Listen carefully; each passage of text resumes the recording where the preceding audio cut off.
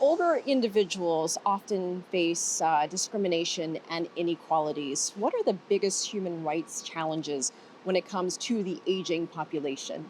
I would say ageism is one of the root causes. This is because older people are seen as not as productive anymore, also needing care, and very often they are faced as the burden of the society, which leads to discrimination in different sectors like housing issues, care and support, and having access to services. Has it gotten any better, or do you feel like this issue is turning in the other direction? It's getting a little bit better because of COVID, so this raised awareness to the older population.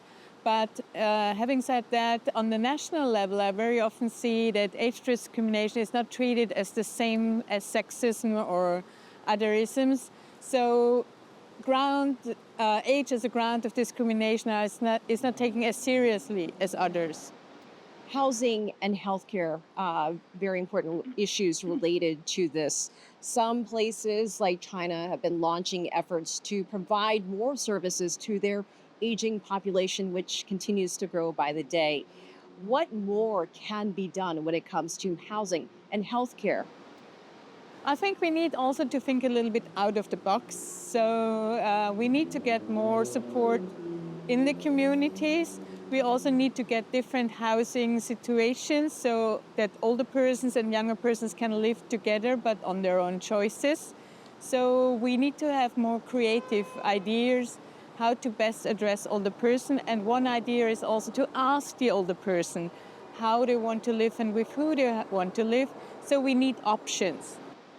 Aging often leads to isolation in some cultures. What can governments and societies do as a whole to ensure that our elders remain socially engaged?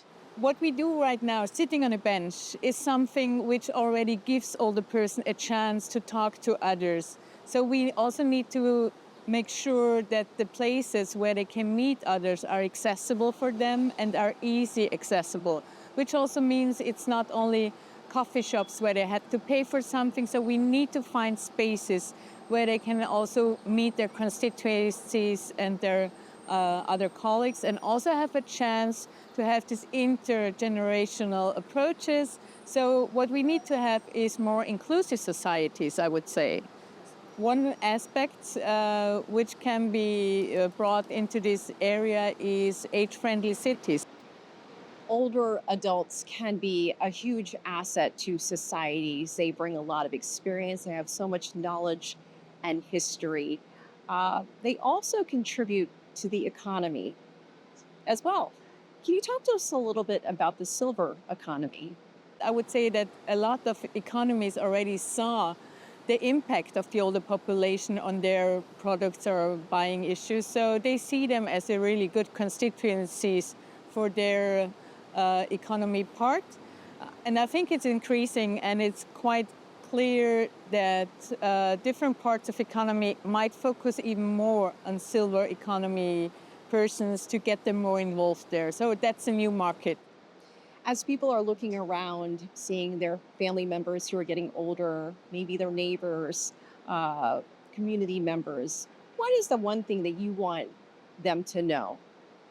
The one thing I really want them to know, ask them what the older persons really want, and then support them in this regard.